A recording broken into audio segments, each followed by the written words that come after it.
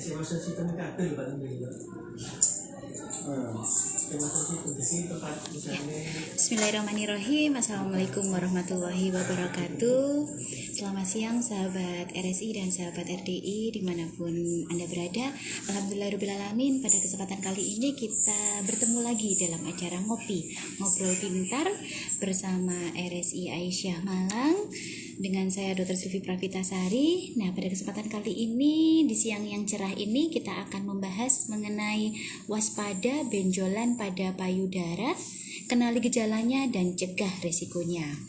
Sambil kita menunggu followers yang bergabung, kita undang dulu untuk pemateri kita pada siang hari ini dengan Dr. Arifin Perdana, spesialis bedah.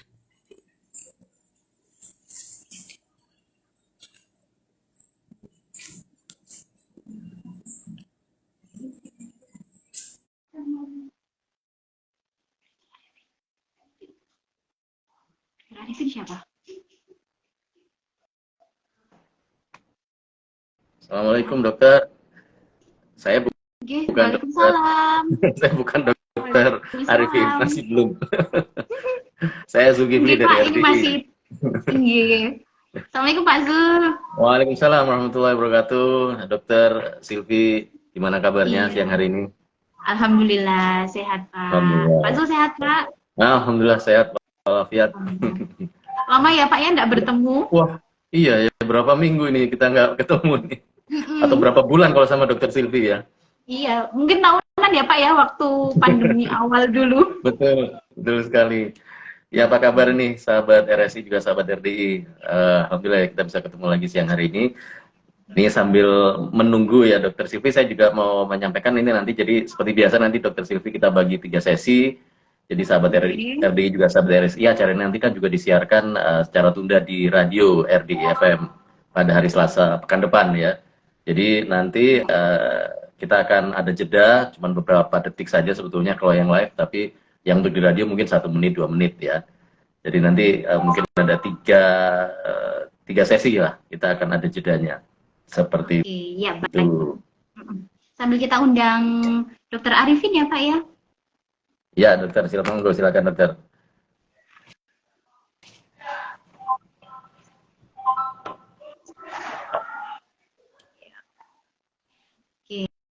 Kita sudah undang, tinggal Dokter Arifin bergabung. Nanti Bapak Ibu yang mau memberikan komentar, kemudian atau ingin sharing, bertanya-tanya terkait seputar apa sih benjolan payudara itu, apa bisa di laki-laki atau cuman perempuan aja. Nah, nanti bisa ditanyakan atau mungkin seputar yang lain-lain bisa jenengan tuliskan di kolom komentar. Nanti kita akan bahas bersama. Jangan lupa juga nih sahabat RSI juga sahabat RI ini di sebelah bawah sini kan ada gambar segitiga nih. Nah, itu kalau diklik nanti bisa di-share ke teman-teman kita semuanya ya. Jadi semakin banyak yang bisa mengetahui tentang program ini. Bisa ikut berpartisipasi juga. Kasih love ya Pak Zul ya. Nah, iya, sudah bergabung. Sudah bergabung di sini Dokter Arifin. Assalamualaikum Dok. Salam Dokter Silvi. Assalamualaikum dokter. Ini di tempat saya belum keluar nih gambarnya.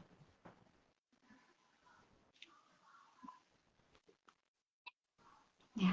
Suaranya sudah terdengar Dok? Iya, suara sudah terdengar. Tapi di layar saya masih belum muncul ya, ini betul ya dokter ya, belum kelihatan ya.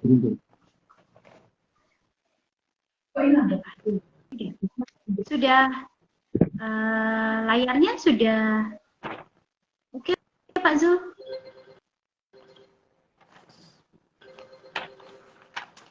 Oh iya, oke. Ya, sudah kelihatan ya.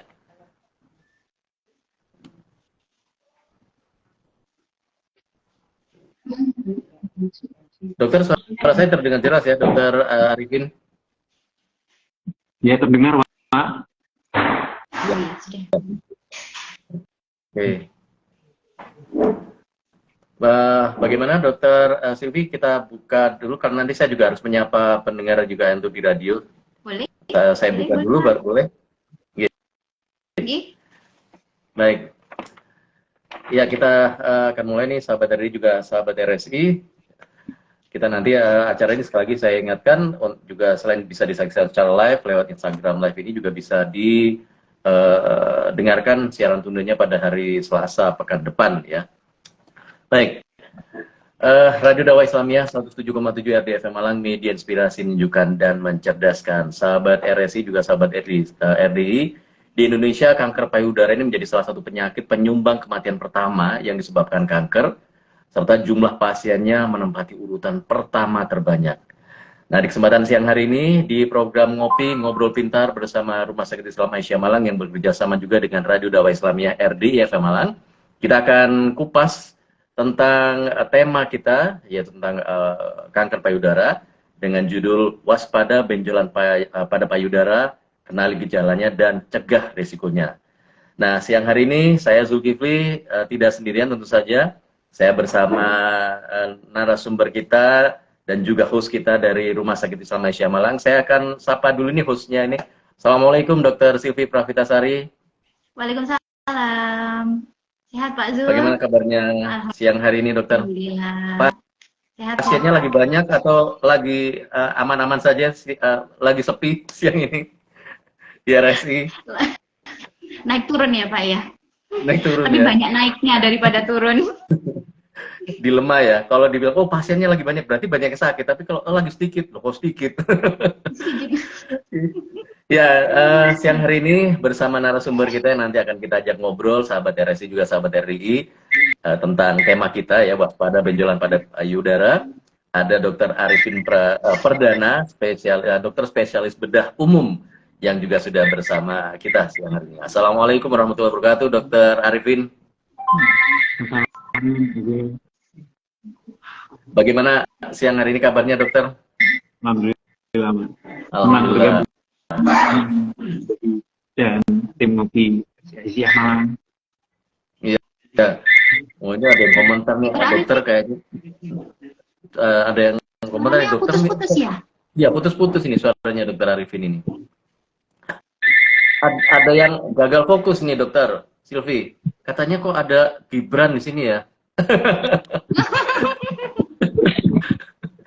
Betul. Mirip katanya. Betul, Pak. Halo. Ya, saat ini materinya rupawan sekali ya Pak ya. Ya, sahabat RSI juga sahabat RI. Jadi siang hari ini buat yang ingin bertanya nanti langsung dengan Dr. Arifin, silakan bisa dituliskan di kolom komentar ya. Nanti akan langsung dijawab oleh beliau dan tentu saja nanti kita akan bagi menjadi 3 sesi. 10 menit yang pertama, kita nanti akan jeda, kemudian 10 menit yang kedua dan ketiga dan seterusnya. Baik, Dr. Silvi, saya langsung serahkan kepada Dr. Silvi sebagai moderator di siang hari ini. Monggo, silakan dokter. Ya, terima kasih Pak Zul untuk pembukaannya tadi. Alhamdulillahirrahmanirrahim, kita bertemu lagi dalam acara Ngobrol Pintar bersama RSI Aisyah Malang, yang pada kesempatan kali ini kita akan membahas ya terkait waspada benjolan pada payudara, kenali gejalanya dan cegah resikonya, dengan pemateri kita yang katanya kayak mirip Gibran ya, dengan Dr. Arifin Perdana, spesialis bedah. Saya sapa dulu. Assalamualaikum dokter. Alhamdulillah, Silvi. Suaranya jelas. Putus-putus. Iya, dokter masih putus-putus ya dok?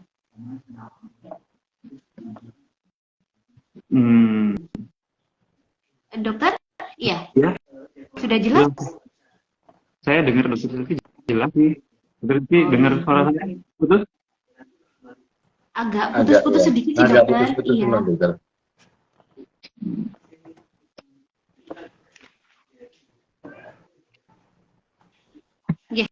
Nanti ini akan pada sesi awal nanti Dr. Arifin akan menyampaikan materinya, kemudian nanti setelah itu kita lanjutkan dengan tanya jawab, begitu nggih dokter nggih? Iya. Iya, baik. Monggo dokter dipersilakan untuk Dr. Arifin menyampaikan materinya. Assalamualaikum warahmatullahi wabarakatuh. Saya Arifin, dokter spesialis bedah di Rumah Sakit Islam Aisyah Malang. Terus? suaranya? Aduh. Ya, monggo sih masih bisa dokter, bisa dengar kok masih. Uh, pada siang hari ini akan menyampaikan sedikit materi tentang benjolan pada payudara. Secara umum, istilah benjolan pada payudara secara medis atau secara bahasa Latin disebut sebagai tumor. Secara umum, tumor itu ada yang jinak, ada yang ganas. Yang harus diperhatikan adalah sedini mungkin bisa dari bahwa benjolan ini atau tumor ini adalah suatu tumor yang ganas, sehingga dilakukan penanganan dan screening sedini mungkin. Sudah dijelaskan sedikit tadi di depan bahwa tumor ganas pada payudara atau kanker payudara menduduki pertama pada kanker atau keganasan di wanita Indonesia dan di seluruh dunia, dan menempati urutan kedua sebagai penyebab kematian akibat kanker pada populasi wanita di Indonesia setelah kanker paru. Dan kecenderungannya pasien-pasien datang ke rumah sakit atau ke pelayanan kesehatan pada stadium yang akhir. Untuk diketahui, kanker payudara terdiri dari 4 stadium. Stadium 1 dan stadium 2 dikategorikan sebagai stadium dini, stadium 3 sebagai stadium lanjut lokal, dan stadium 4 dikategorikan sebagai stadium lanjut luas atau stadium metastasis atau yang sudah melakukan persebaran. Dan menyedihkannya, pasien-pasien datang ke layanan kesehatan rumah sakit ataupun puskesmas di fase pertama sudah datang pada kondisi stadium 3 dan stadium 4, sehingga penanganannya tidak bisa maksimal dan hanya pelayanan atau penanganan terapi secara paliatif, terutama pada stadium 4. Oleh karena itu, pentingnya kita harus menyadari bahwa suatu tumor atau benjolan ini adalah suatu tumor di payudara yang mengarah pada keganasan. Seperti apa? Yang pertama adalah faktor usia. Wanita dengan usia, wanita dengan benjolan yang berusia, wanita di atas 35 tahun dengan benjolan di payudara memiliki resiko atau secara data statistik epidemiologis memiliki resiko kanker yang tinggi, sehingga diperlukan suatu penanganan atau diagnostik yang lebih lanjut. Yang pertama adalah usia di atas 35 tahun. Lalu yang kedua, kita sadari bahwa kanker pada payudara terkait erat dengan hormonal. Hormon pada wanita yang terkait adalah estrogen dan progesteron. Pada wanita-wanita yang tidak menyusui ataupun tidak hamil ataupun menark atau mensnya pada usia dini di bawah 12 tahun atau menopause yang telat di atas 55 tahun cenderung memiliki paparan estrogen dan progesteron yang tinggi, sehingga wanita-wanita tersebut memiliki resiko untuk terkena kanker payudara yang lebih tinggi. Pada wanita yang menyusui sendiri merupakan faktor yang menghambat atau mengurangi resiko kanker payudara. Kira-kira 11% mampu mengurangi resiko kanker payudara. Sehingga wanita yang tidak menyusui merupakan faktor resiko yang tinggi untuk terjadinya kanker payudara. Lalu terkait juga dengan hormon, pasien yang menjalani terapi hormon baik suntik maupun pil mempunyai resiko yang tinggi untuk terjadinya kanker payudara, karena terkait dengan paparan hormon estrogen dan progesteron pada tubuh. Lalu juga terkait dengan gaya hidup, pasien dengan obesitas memiliki resiko yang tinggi terhadap terjadinya kanker payudara, kira-kira 2 kali lipat memiliki resiko yang lebih tinggi dari pasien yang obes. Mengapa? Karena jaringan lemak dalam tubuh memiliki peran juga untuk menghasilkan atau meningkatkan adanya kadar hormon estrogen dalam tubuh, yang pada akhirnya akan memberikan suatu resiko untuk terjadinya perubahan sel kanker payudara, perubahan sel payudara normal menjadi sel payudara yang malignan atau sel payudara yang ganas. Lalu resiko yang selanjutnya adalah alkohol. Secara statistik, pasien yang memiliki kebiasaan minum alkohol 2 kali lebih tinggi resikonya untuk terkena kanker payudara dibanding pasien yang tidak minum alkohol. Lalu itu adalah faktor resiko atau risk factor. Lalu benjolan yang seperti apa yang dicurigai mengakibatkan kanker payudara? Ya, yang pertama adalah benjolan yang membesar dengan cepat. Disebutkan bahwa benjolan yang ukurannya membesar 2 kali lipat dalam rentang waktu kurang dari 100 hari atau kurang dari 3 bulan memiliki resiko keganasan yang tinggi. Artinya adalah kanker itu memiliki progresivitas atau salah satu ciri-ciri dari sel kanker ganas atau sel malignan. Yang pertama. Lalu yang kedua, benjolan ini menginfiltrasi, artinya adalah menyebar secara lokal. Bisa ke kulit, dilihat adanya borok yang tidak sembuh di sekitar benjolan, atau jaringan payudaranya bengkak, edem. Lalu juga adanya suatu benjolan-benjolan di kulit yang merupakan tanda persebaran lokal sel kanker di kulit. Lalu juga ada tanda lain, yakni tangan bengkak. Artinya adalah sel kanker payudaranya sudah menyebar ke saluran kelenjar getah bening di lengan. Lalu juga adanya benjolan di ketiak. Mengapa ketiak?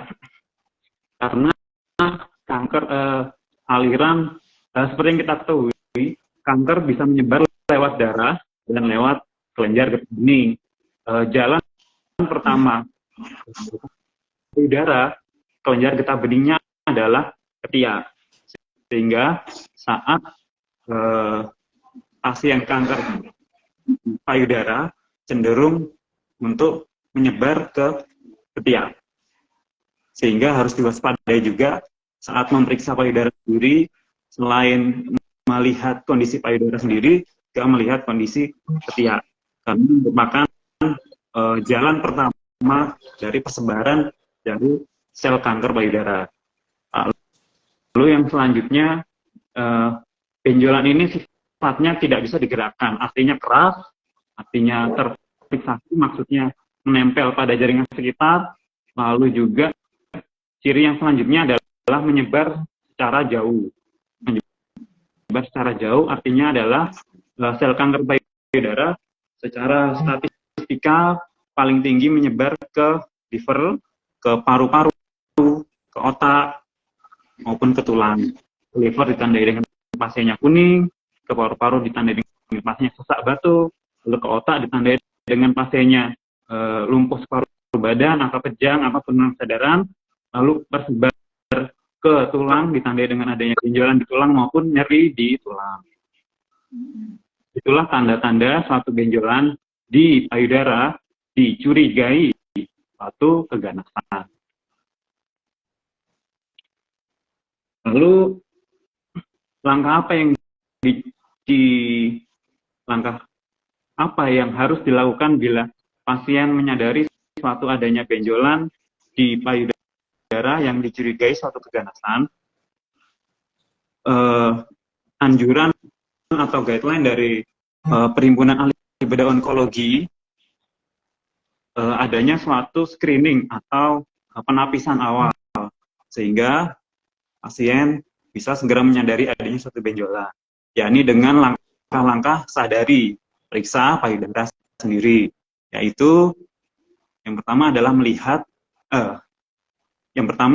idealnya pemeriksaan sadari ini dilakukan pada hari ke-7 setelah menstruasi, karena hari ke-7 setelah menstruasi jaringan payudara sifatnya paling padat sehingga mudah atau lebih bisa secara optimal diperiksa secara sendiri. Lalu apa yang dilakukan?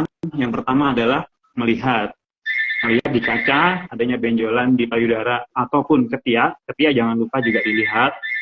Adakah luka yang tidak sembuh? Adakah benjolan yang tampak? Adakah pembengkakan di payudara yang tampak? Lalu selanjutnya diraba. Diraba dengan posisi berdiri, lalu tangan di pinggang, diraba payudaranya sendiri, lalu tangan ke belakang, diraba payudaranya sendiri. Dilakukan pada payudara yang kanan dan kiri yang ada benjolan maupun yang tidak ada benjolan, juga disertai dengan perabaan payudara sendiri, perabaan di ketiak juga untuk melihat adanya benjolan di ketiak. Karena pada kondisi-kondisi tertentu ada juga kanker payudara yang benjolan di payudara yang tidak teraba, tapi malah adanya benjolan di ketiak. Ada kondisi keganasan tertentu yang sifatnya seperti itu. Lalu setelah melakukan sadari bila ada benjolan yang dicurigai ganas, harus segera ke pelayanan kesehatan untuk dilakukan pemeriksaan yang lebih lanjut. Disarankan acuannya adalah dilakukan pemeriksaan triple diagnostik. Artinya adalah 3 rangkaian diagnostik untuk memastikan atau menegakkan suatu benjolan ini merupakan benar-benar benjolan yang ganas. Yang pertama adalah pemeriksaan klinis oleh dokter, diwawancara secara histori penyakitnya, lalu pemeriksaan klinis oleh dokter, lalu yang kedua pemeriksaan radiologis, bisa mamografi, bisa USG payudara, lalu yang ketiga adalah pemeriksaan patologi atau sitologi, atau yang dikenal sebagai pemeriksaan tusuk jarum. Untuk diambil sampelnya, lalu dilihat secara mikroskopik adakah sel-sel ganas yang mencurigai suatu keganasan. Itu adalah rangkaian dari penegakan diagnostik pada tumor-tumor payudara yang dicurigai suatu keganasan. Oke, wah, pemaparan dari Dokter Arifin sangat-sangat lengkap sekali ya dok. Tadi sudah dijelaskan mulai dari resikonya, kemudian gejalanya, bahkan sampai nanti langkah-langkah untuk screening. Nah, ini yang paling penting ya, langkah untuk screening. Kita tahu apakah ada benjolan di payudara kita, yang kita kenal namanya dengan sadari ya dok ya. Nah, di sini untuk pemeriksaan sadari baiknya itu kapan ya dok?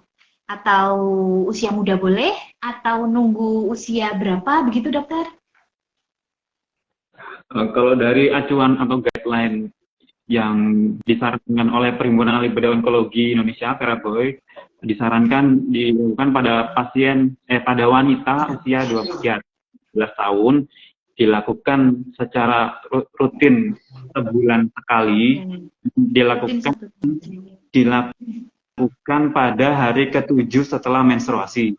Jadi apabila pasiennya sudah menopause, kan udah nggak bisa dijadikan patokan, jadinya dipatok satu tanggal yang dimana dilakukan pemeriksaan secara rutin tiap bulannya pada yang haidnya kan sudah berhenti. Baik dok, berarti tidak menunggu tua dulu ya dok ya, atau usia dewasa muda dulu ya dok. Jadi dari usia remaja pun juga sudah bisa ya untuk melakukan pemeriksaan sadari ini atau pemeriksaan payudara sendiri, begitu ya dok? Iya. Oke. Baik.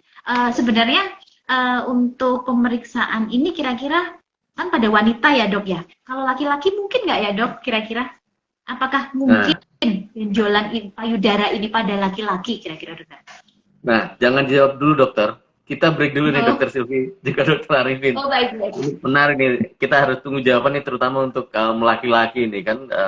Ternyata memang tidak hanya kaum perempuan, tapi kaum laki-laki juga ada kemungkinan bisa terkena juga kan ya dokter ya. Tapi gimana caranya untuk pemeriksaannya dan bagaimana Oke, sahabat RRI juga sahabat RSI, jangan kemana-mana, kita akan break sejenak. Yang sedang Instagram Live ini cuma beberapa detik saja, tapi yang di radio mungkin kurang lebih 1 atau 2 menit, karena nanti kita akan lanjutkan obrolan kita di program Ngopi Ngobrol Pintar bersama Rumah Sakit Islam Malang. Dengan narasumber kita ada Dr. Arifin Perdana dan juga host kita Dr. Silvi Pravitasari. Kita akan jeda sejenak, setelah itu saya Zulkifli akan kembali lagi bersama Anda di Ngopi Ngobrol Pintar.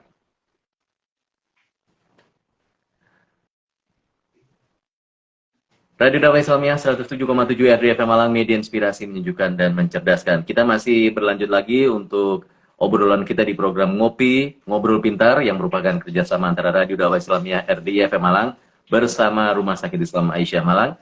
Dan untuk yang nanti ingin bertanya, silahkan sudah bisa tuliskan pertanyaannya di kolom komentar ya. Nanti akan langsung dijawab oleh Dr. Arifin. Dan juga untuk yang ingin mendengarkan acara ini mungkin tidak sempat pada saat ini, ya nanti setelah sampai di rumah Anda bisa juga tetap menonton acara ini karena akan tetap diposting ya di akun RSI Aisyah Malang. Atau yang ingin mendengarkan di radio pada hari Selasa pekan depan, Anda bisa dengarkan di jam 9 sampai jam 10 pagi untuk siaran tundanya. Baik, monggo. Dokter, ini tadi pertanyaan dari Dokter Silvi nih yang terkait dengan untuk kaum laki-laki nih. Gimana nih dokter nih? Iya, kalau terdapat suatu studi di mana membandingkan antara kejadian kanker payudara laki-laki dan kanker payudara pada perempuan. Sebutkan bahwa suatu studi di Amerika, satu pasien kanker payudara laki-laki dibandingkan dengan 100 pasien kanker payudara wanita. Artinya, pasien dengan jenis kelamin wanita memiliki resiko 100 kali lebih tinggi dari pasien laki-laki. Hal ini terkait dengan paparan hormon estrogen tadi, di mana secara alami pasien wanita memiliki kadar hormon estrogen dan progesteron yang jauh lebih tinggi dari laki-laki. Meskipun tidak menutup kemungkinan pada kasus tertentu dapat juga terjadi kejadian kanker payudara pada laki-laki. Gitu. Jadi karena hormon estrogen progesteronnya wanita lebih tinggi dan hormon estrogen progesteronnya ini berperan besar dalam mengubah sel normal menjadi sel kanker, dan hormon ini dipunyai secara normal oleh wanita, hingga wanita 100 kali lebih beresiko untuk terjadi kanker payudara. Gitu Pak, Dr. Silvi. Berarti masih ada kemungkinan, tapi tergantung dari kadar hormon estrogen dalam tubuh itu ya, dokter nggih. Karena kan kalau pada perempuan estrogennya tinggi, jadi ada kemungkinan bisa 100 kali lebih berisiko daripada laki-laki. Begitu ya dokter ya? Ya. Kemudian ini ada pertanyaan masuk dokter dari Khadijah 2023. Dokter izin bertanya, untuk perempuan dengan KB suntik atau pil itu bisa menggunakan KB ini kira-kira berapa lama ya dok? Mungkin termasuk dalam resiko tadi ya dokter ya, resiko hormonal yang mana dengan menggunakan pil itu resikonya akan lebih meningkat. Itu bagaimana gitu dok? Iya. Jadi pemakaian terapi hormon baik suntik maupun minum, kalau suntik itu kan ada yang progesteron, ada yang estrogen progesteron, kalau pil kan ada yang sama juga kombinasi, memiliki resiko begini. Jadi kontrasepsi oral yang digunakan lebih dari 10 tahun memiliki resiko peningkatan terjadinya kanker sebesar 10%. Jadi gitu. Jadi menurut studi, pemakaian kontrasepsi oral hormonal di atas 10 tahun atau lebih, pasien ini memiliki kemungkinan terjadinya kanker payudara 10% daripada orang yang tidak memakai KB hormon. Kalau menurut studi ini, kira-kira rentang waktunya 10 tahun. 10 tahun. Kalau kurang dari itu tidak secara signifikan, tapi tetap memiliki resiko untuk terjadinya kanker payudara. Baik. setelah di atas 10 tahun berarti ya dok ya, ada kemungkinan untuk meningkatkan resikonya ya dok. Ya, betul. Ini ada lagi pertanyaan ini Dokter Sylvia dari akun Yulianda House ini. Dokter, kalau benjolan seperti mangkuk di payudara itu apa itu dokter? Seperti mangkuk. Ini mangkuknya mangkuk yang bagaimana ya Pak Surya? Mangkuk bakso atau mangkuk apa ini? Gimana dokter? Ini pertanyaan serius apa bukan nih dokter?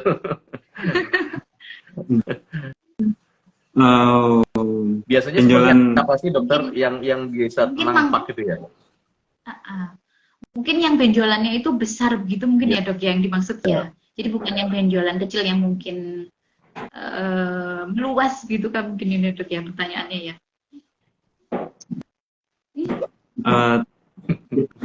Ada di payudara yang memenuhi kriteria curiga ganas tadi, yaitu tadi pertumbuhan yang cepat, menempel ke jaringan sekitar, ke kulit, keras, terus tidak digerakkan, terus ada borok, terus ada bintil-bintil di kulit, terus ada menyebar ke ketiak ataupun menyebar ke jaringan organ tubuh, paru, otak, liver. 3 hal ini yang dicurigai kuat suatu benjolan yang bersifat ganas. Jadi selain itu tetap pada usia, selain itu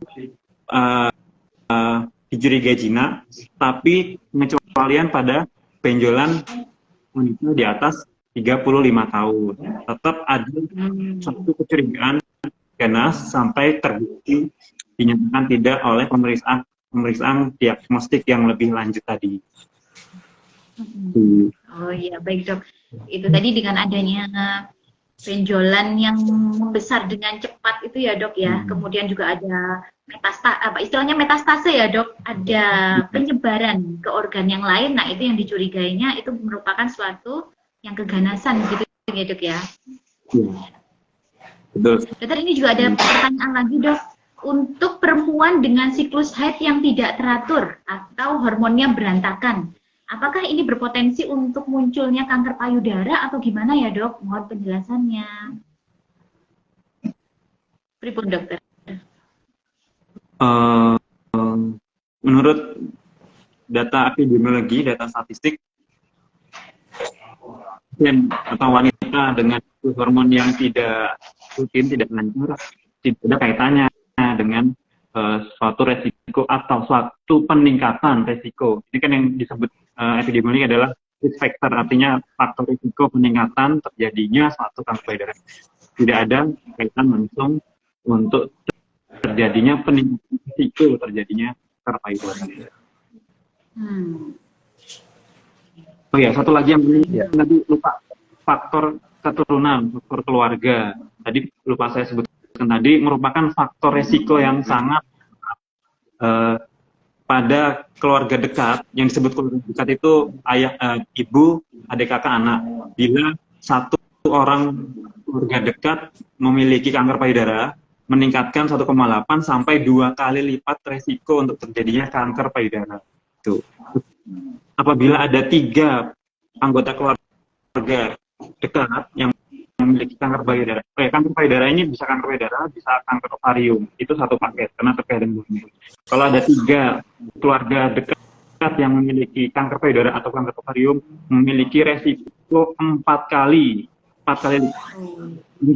tinggi banget dari wanita normal untuk terjadinya kanker payudara. Sehingga faktor resiko keluarga harus benar-benar ditanyakan atau benar-benar disadari merupakan faktor risiko yang kuat terjadinya kanker. Ya. Pengaruh dari faktor keluarga penting sekali ya, berarti ya dok ya. Ya, ini ada lagi pertanyaan ini Dokter Silvi dari akun Indriani. Dokter, apa ada pencegahannya dokter ya untuk apalagi untuk anak remaja nih, yang mungkin baru muncul payudaranya? Apakah ada nih? Bagaimana ini mencegah supaya tidak terjadi terkena kanker payudara ini dokter? Jadi faktor resiko itu ada faktor resiko yang bisa diubah dan ada faktor resiko yang tidak bisa diubah. Faktor resiko yang tidak bisa diubah seperti tadi keluarga, keturunan, genetik, terus apa tadi? Ya, itu genetik ya. Faktor resiko yang bisa diubah yang paling penting terkait dengan kanker payudara adalah hormonal. Hormonal ini terkait dengan terapi hormon atau kalau usia dini menikah masih agak nanti ya. Gaya hidup. Penelitian ini wanita yang mengkonsumsi alkohol memiliki risiko yang lebih tinggi jadinya kanker payudara. Ya gaya hidup yang kurang sehat tadi memiliki faktor resiko yang besar untuk terjadinya kanker payudara. Terus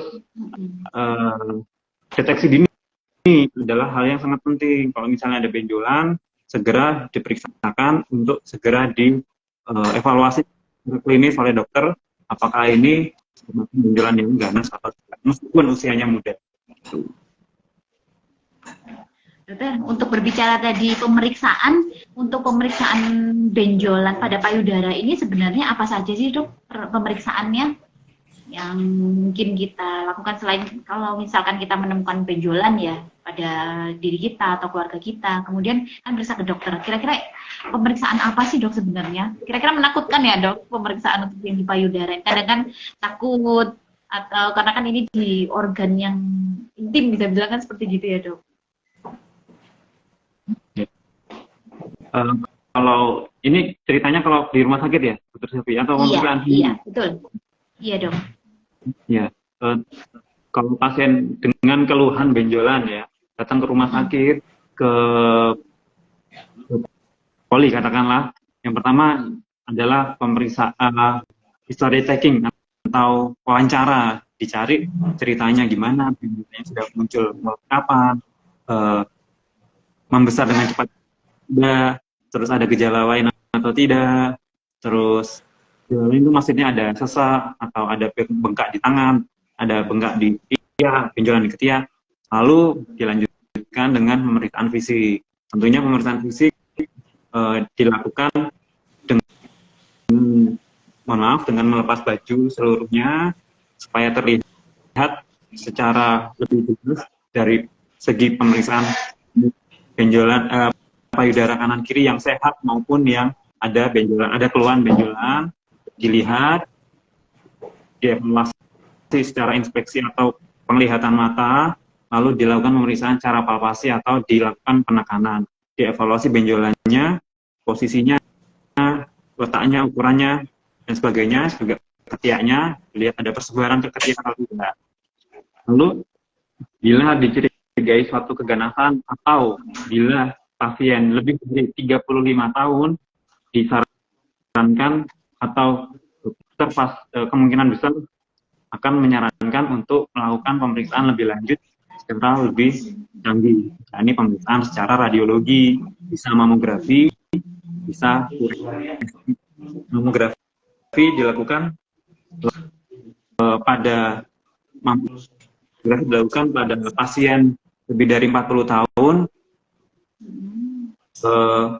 lalu USG, sebenarnya mamografi dan USG posisinya sama sebagai pemeriksaan radiologi, tapi mamografi lebih baik dalam screening. Lalu USG juga bisa dilakukan untuk memeriksa atau mengevaluasi benjolan yang sifatnya kistik atau sifatnya isinya cairan. Lalu setelah pemeriksaan radiologi, pemeriksaan selanjutnya adalah pemeriksaan patologi atau sitologi yang disebut juga pemeriksaan tusuk jagung untuk memastikan secara gambaran sitologi atau gambaran mikroskopik jenis bentukan selnya akan mengarah pada bentukan sel ganas atau bentukan sel yang jinak. Tiga komponen ini pemeriksaan radiologi dan pemeriksaan sitologi anatomi penting untuk menegakkan suatu diagnostik benjolan yang mengarah pada kesan. Untuk nantinya bisa tahu ya dok, ini berarti ini ke arah ganas, ini ke arah jinak, itu setelah dari pemeriksaan yang runtut seperti itu tadi ya dok gitu ya. Iya, Mm-mm. ada Ya. benjolan yang secara klinis dicurigai ganas atau di atas 35 tahun wanita.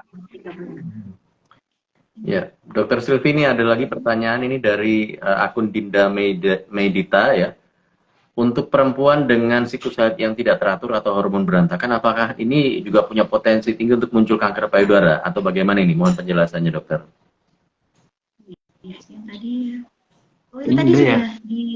Iya, tadi sudah di Sudah ya mana ini tadi ya ya? Pak Zul ya? Oh iya ya, Untuk ya, sepertinya mm, sudah ini tadi ya.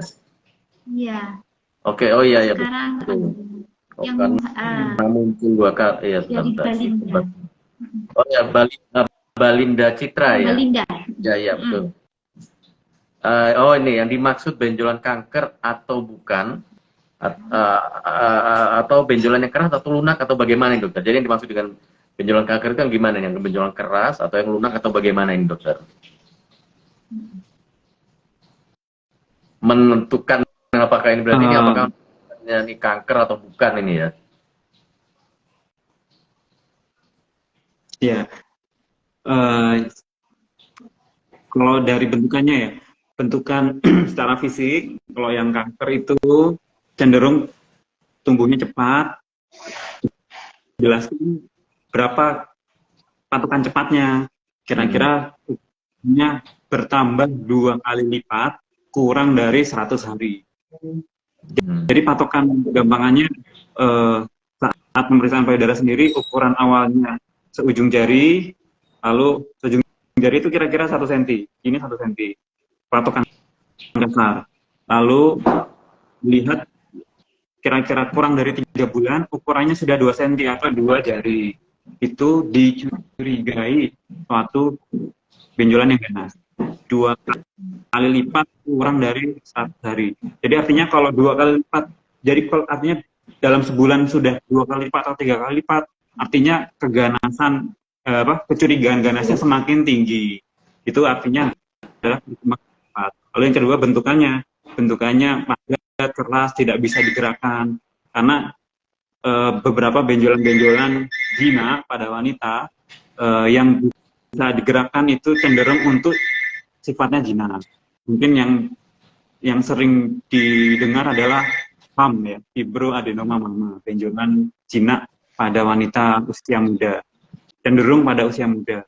Lalu juga kista payudara yang sifatnya bisa digerakkan, berisi cairan, itu mengarah pada benjolan yang zina. Kalau benjolannya sudah ada boroknya, sudah ada bintil di kulitnya, terus keras, tidak bisa digerakkan, nempel di dinding dada, di tulang, keras. Apalagi sudah ada benjolan di tiak, apalagi sudah ada benjolan di leher, itu lebih jauh lagi. Apalagi ada gejala persebaran jauh, batu-batu kuning, terus ada benjolan di tulang, curiga sangat kuat merupakan benjolan yang bersifat ganas atau kanker. Itu. Ya, ya. Baik, dokter. Dokter, ini ada pertanyaan lagi, dok, dari Aprilina. Dokter izin bertanya, dok, kalau sedang promil, biasanya kan dokter memberikan terapi-terapi hormon yang diminum. Nah, ini bagaimana, dok, dengan kaitannya terkait resiko terjadinya kanker? Itu berikutnya bagaimana? Ya, ini secara statistika atau secara studi epidemiologis, terapi sulih hormon atau terapi tambahan hormon merupakan suatu resiko terjadinya kanker payudara. Tapi kalau misalnya cuma berapa bulan atau berapa minggu, tidak secara signifikan meningkatkan resiko terjadinya kanker payudara. Yang sudah saya paparkan tadi, terapi hormonal dalam rentang waktu 10 tahun meningkatkan resiko terjadinya kanker payudara sebanyak 10% dari wanita yang tidak menjalani pil. Jadi kalau cuma beberapa bulan atau minggu, tidak secara signifikan meningkatkan resiko terjadinya kanker payudara. Gitu. Nah, melanjutkan tadi lebih dari 10 tahun, dok, ada pertanyaan lanjutan. Dok, bagaimana kalau KB implan? Nah, yang dimasukkan yang susu itu ya dok, bahasa awamnya ya, itu gimana dok? Kalau misalkan dipakai selama lebih dari 10 tahun, apakah juga meningkatkan resiko juga dok? Implan itu tahu saya itu kan hormon ya, kandungannya hormon yang dimasukkan di bawah kulit ikutan, oleh karena itu disebut implan. Sama saja itu memiliki faktor risiko meningkatkan terjadi kanker payudara setara dengan ekstrak hormon yang disuntik maupun hormon yang diminum, karena meningkatkan paparan terhadap hormon estrogen dan progesteron yang bila terjadi dalam jangka waktu panjang meningkatkan risiko terjadinya kanker payudara.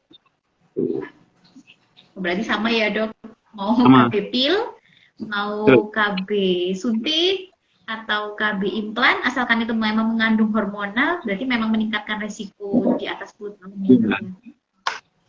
Betul. Baik, Dokter Silvi, Dokter Arifin, kita break dulu sejenak. Juga sahabat RSI, juga sahabat RDI, karena kita harus dengar beberapa pesan yang berikut ini. Tapi untuk yang Instagram Live saat ini, kita hanya jeda beberapa detik saja, jadi jangan kemana-mana. Kita akan lanjutkan lagi ngobrol kita di program Ngopi Ngobrol Pintar bersama Rumah Sakit Islam Aisyah Malang, setelah kita ikuti beberapa pesan yang berikut ini. Radio Dakwah Islamiyah 107,7 RDFM Malang, media inspirasi, menunjukkan dan mencerdaskan. Kita masih akan terus lanjutkan obrolan kita di program Ngopi Ngobrol Pintar bersama RSI Aisyah Malang. Ada Dr. Arifin Perdana, spesialis bedah umum, dan juga host kita ada Dr. Silvi Pravitasari. Dan tadi saya sempat lihat tadi ada yang bertanya, kalau nggak sempat menyaksikan acara ini, apakah masih bisa disaksikan? Ya bisa ya, biasanya kita bisa saksikan nanti setelah selesai live, akan bisa ditonton selama 24 jam dan bisa ditonton terus ya, mudah-mudahan lewat radio di hari Selasa, bisa hari Selasa pekan depan tanggal 29 Agustus jam 9 sampai jam 10 pagi di Radio Dakwah Islamiyah 107,7 FM. Baik, monggo silakan Dr. Silvi, masih ada beberapa pertanyaan nih sepertinya ya di bawah ini ya. Masih ramai ya Pak, pertanyaannya masih banyak nih. Ya, dari Yulianda House, biasanya terasa nyeri pada payudara ketika terlalu capek. Nah, itu apakah termasuk ciri dari tumor ya dok? Jadi hanya terasa nyeri dokter. Jadi tidak ditemukan benjolan, tapi rasanya mungkin nyeri, kemeng begitu dok. Itu kira-kira termasuk bisa menjadi suatu tumor nggak? Kalau nyeri saja, lebih cenderung ke kondisi yang tidak ganas. Justru kalau misalnya yang tumor yang ganas, awal-awal lebih cenderung untuk tidak nyeri. Jadi tiba-tiba muncul benjolan, muncul nyeri ketika pada sudah stadium yang lanjut, stadium 3, stadium 4. Awal-awal kalau yang ganas itu ya cuma benjolan aja. Cuma benjolan yang besar, yang keras, bisa besar, bisa kecil, yang keras, yang tidak bisa digerakkan, dan cenderung tidak nyeri malah kalau yang mengarah ke kita. Sehingga kalau yang nyeri itu tetap harus diperiksakan untuk dievaluasi, dilihat apakah ini menurut suatu keganasan atau tidak. Tapi pada umumnya seperti itu. Ya. Berikutnya nih ada pertanyaan dari akun Hansa 30. Ini terkait dengan tadi yang sepintas tadi dijelaskan oleh dokter ini. Apakah bisa dijelaskan mengenai FAM tadi dokter? Dan bagaimana cara mengobatinya? Apakah harus selalu dengan operasi? Iya. FAM atau fibroadenoma merupakan benjolan yang dimasukkan dalam kategori benjolan benign atau benjolan yang jinak. Benjolan jinak secara umum terbagi menjadi benjolan padat atau solid dan benjolan kistik atau berisi cairan. Kalau yang padat atau solid secara umum diistilahkan dengan FAM, fibroadenoma. Kalau yang kistik atau cairan diistilahkan sebagai fibrokistik breast disease, fibrokistik breast disease. Kalau FAM cenderung pada pasien usia dewasa muda sampai 35-an tahun secara epidemiologi.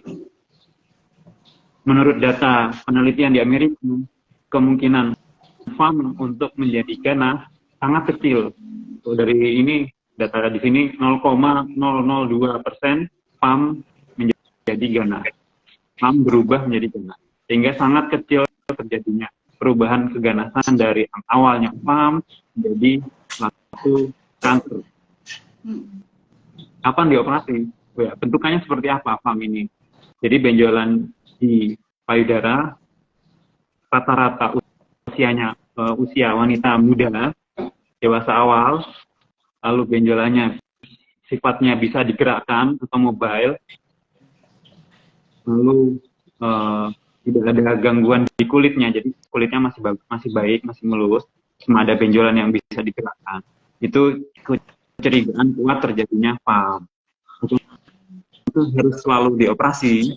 Nah, menurut penelitian juga ini, FAM ini cenderung untuk regresi atau hilang sendiri seiring dengan pertumbuhan usia, karena benjolan FAM ini juga dipengaruhi oleh hormonal, sehingga pasien yang memasuki masa-masa premenopause atau menopause, di mana paparan hormon estrogennya pun menurun sesuai usia, akan mengurangi ukuran dari benjolan FAM itu sendiri. Jadi sering dengan usia, benjolannya ada kemungkinan besar untuk mengecil. Kapan dioperasi? Kapan dioperasi? Apabila benjolan ini sudah dirasakan mengganggu artinya pasien merasa kemeng, merasa tidak nyaman. Lalu yang kedua adalah ukurannya besar. Biasanya dikatakan ukuran besar, sebenarnya ukuran besarnya relatif. Ada pasien yang berpandangan ukurannya besar, tapi sebenarnya tidak besar. Tapi menurut penelitian atau menurut yang disarankan dari suatu penelitian, kira-kira di atas 2 cm, pasien biasanya nggak nyaman. Di atas 2 cm, pasien biasanya rasa terganggu, sehingga direkomendasikan untuk dilakukan pembedahan. Gitu. Dari pembedahan itu ada kemungkinan untuk tumbuh lagi nggak, Dok? Untuk dari FAM itu. Karena saya pernah dengar saya sudah operasi, tapi kenapa kok ada muncul benjolan lagi ya? Nah, ini bagaimana seperti itu? Jadi sebuah penelitian memang menyatakan sayangnya FAM memang cenderung untuk muncul kembali karena kaitan erat dengan hormonal. Jadi selama pasien atau wanita ini memiliki paparan hormon, artinya pasien ini masih mens, kan hormonnya keluar terus itu setiap bulan, hormon estrogen, progesteron. Selama itu pula ada kemungkinan untuk terjadinya residif atau muncul kembali. Dan tidak bisa diprediksi karena merupakan suatu komponen genetik tiap-tiap orang masing-masing beda. Tapi karena sifatnya benjolan ini jinak, maka tidak wajib 100% untuk dilakukan pembedahan. Kira-kira kalau dari obat ada nggak ya, Dok? Selain pembedahan untuk FAM ini kalau jinak gitu itu? Kalau dari yang saya baca, memang dari acuan-acuan atau guideline ini yang ada, memang tidak ada obat yang bisa menghilangkan secara 100% FAM tadi.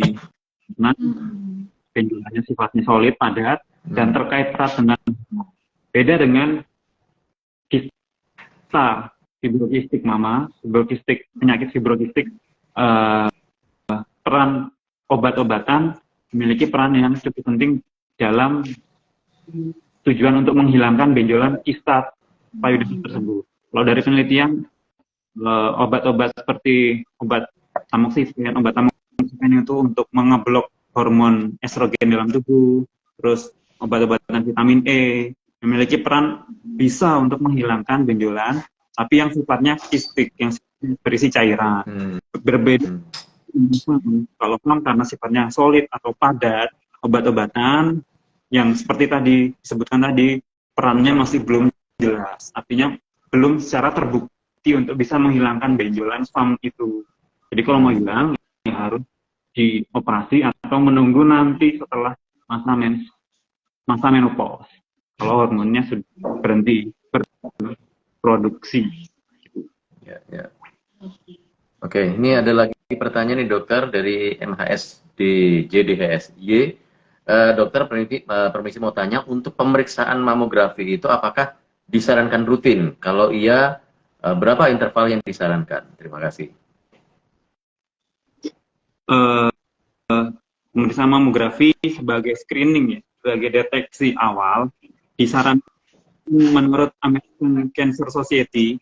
Jadi suatu lembaga cancer di Amerika menyarankan untuk pemeriksaan screening. Screening itu artinya pada pasien yang sehat, di mana untuk dilakukan deteksi dini. Disarankan untuk dilakukan mamografi pada pasien usia lebih dari 40 tahun. 1 kali dan selanjutnya tiap tahun. Itu settingan di Amerika pada pasien lebih dari 40 tahun yang sehat, yang mau dilakukan screening. Untuk diaplikasikan di Indonesia sepertinya agak sulit ya, karena untuk screening seperti ini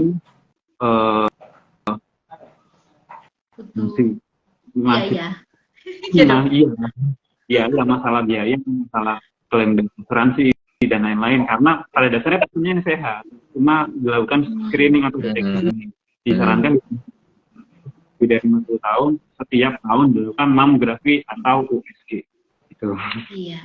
Itu dilakukan masih belum secara familiar dilakukan metode screening secara radiologi tersebut.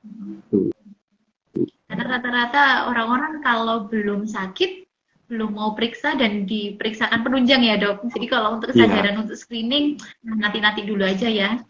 Begitu ya dok. Ya. Oke, dokter ingin menanyakan juga dok. Ini kan tadi kan sempat jenengan bahas mengenai tidak menyusui itu merupakan resiko tinggi. Bisa munculnya benjolan pada payudara. Nah itu kenapa ya dok? Jadi pentingnya nih kalau ibu-ibu hamil sudah melahirkan dan waktunya untuk menyusui, pentingnya untuk menyusui di golden period ya, dalam 6 bulan per awal kehidupan bayinya. Nah ini kenapa dok? Kok bisa masuk dalam risiko tinggi itu, kenapa ya dok? Karena kelenjar payudara secara gambaran histologi atau gambaran mikroskop terdiri dari sel payudara yang menyusui dan tidak menyusui. Artinya yang tidak menyusui ini pada pasien-pasien yang tidak hamil, yang tidak menyusui. Kalau hamil itu kan payudaranya mempersiapkan dirinya untuk menyusui, sehingga strukturnya pun berbeda secara anatomi maupun secara mikroskopi. Itu payudara yang menyusui dan payudara yang tidak menyusui. Payudara yang tidak menyusui secara penelitian memiliki resiko untuk berubah menjadi sel kanker apabila terkena paparan estrogen. Itu sel payudara yang tidak menyusui. Beda dengan sel payudara yang menyusui. Sel payudara yang menyusui banyak kelenjar susu, secara struktur beda. Ketika dipaparkan dengan estrogen, kemungkinan untuk berubah menjadi sel kankernya lebih kecil dari sel payudara yang tidak menyusui. Itulah merupakan penyebab patofisiologi atau perjalanan penyakit pasien-pasien yang tidak menyusui memiliki resiko kanker payudara yang lebih tinggi. Sama-sama terpapar estrogen, tapi jenis selnya memiliki kemungkinan yang berbeda dalam perubahan menjadi ganas terhadap respon terhadap estrogennya. Begitu. Semua dari estrogen ya dok, pengaruh dari hormon estrogen itu tadi ya yang bisa memunculkan adanya benjolan pada payudara. Baik. Di sini pertanyaannya sudah kita baca semua ya Pak Zul ya, untuk pertanyaannya. Sudah semua ini kayaknya. Kita masih punya waktu berapa menit ini Dokter Silvi? Ada 5 menit terakhir ya Pak ya? Monggo silakan ini kalau ada mungkin 1 atau 2 pertanyaan buat sahabat RDI juga sahabat RSI yang ingin berkonsultasi langsung dengan Dr. Arifin. Monggo silakan dituliskan di kolom komentar ya. Apalagi ini kan tinggal ketik saja, ini gratis loh ini. Nggak ada tagihan apapun ini. Tidak perlu pakai BPJS, tidak perlu, langsung saja pertanyaan disampaikan di sini, nanti akan langsung dijawab oleh Dr. Arifin ya, terkait dengan tema kita di kesempatan siang hari ini di IG Live kita ngobrol pintar bersama Rumah Sakit Islam Aisyah Malang. Waspada benjolan pada payudara, kenali gejalanya dan cegah risikonya.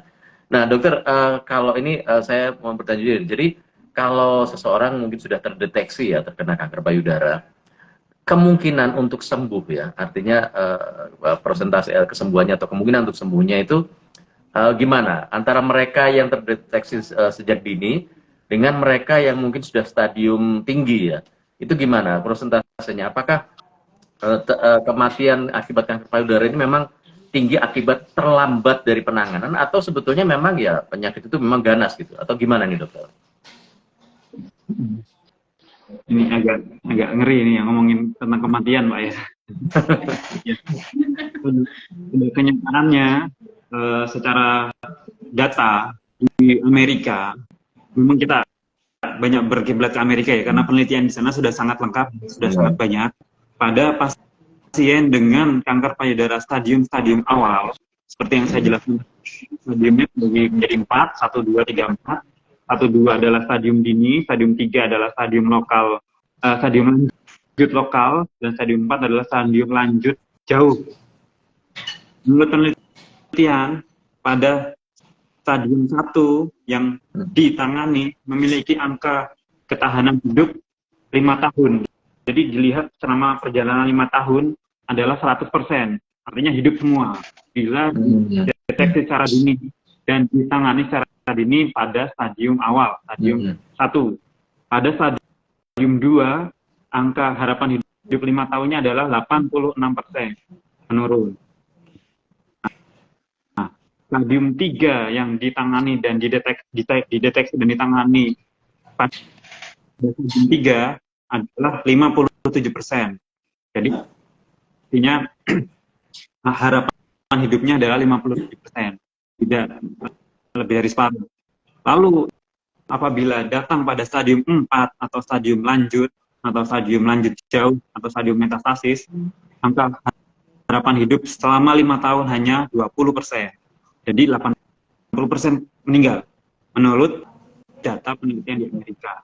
Artinya apabila dideteksi lebih awal dan diterapi pada stadium yang lebih awal, stadium 1, 2, maka angka harapan jauh lebih tinggi.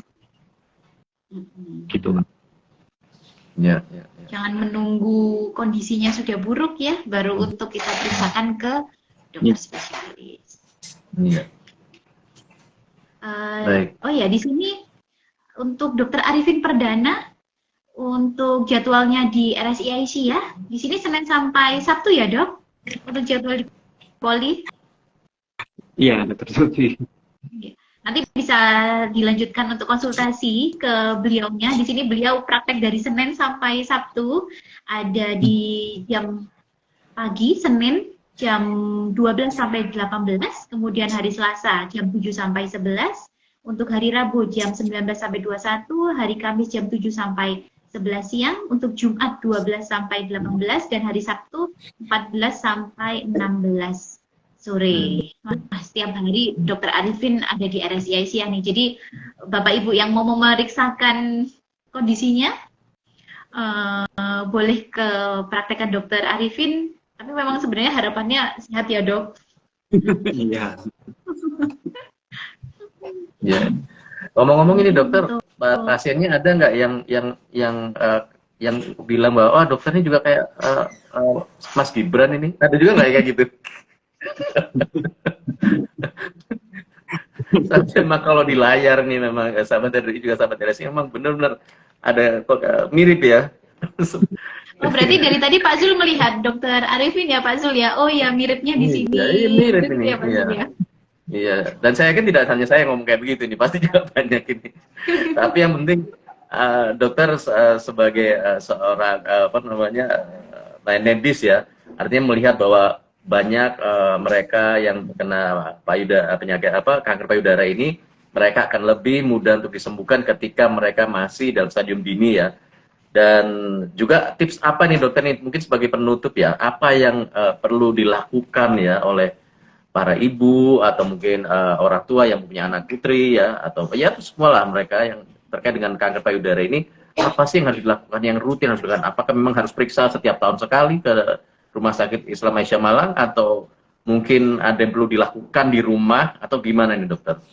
Pemeriksaan yang seperti apa? Mungkin bisa sebagai penutup ini untuk mengingatkan kita semua ini dokter.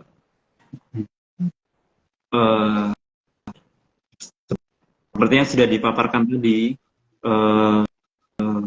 pada kasus-kasus keganasan atau kanker payudara yang dideteksi dan diterapi lebih awal memiliki angka prognosis atau angka harapan kesembuhan yang jauh lebih tinggi daripada yang diterapi dan dideteksi pada stadium akut.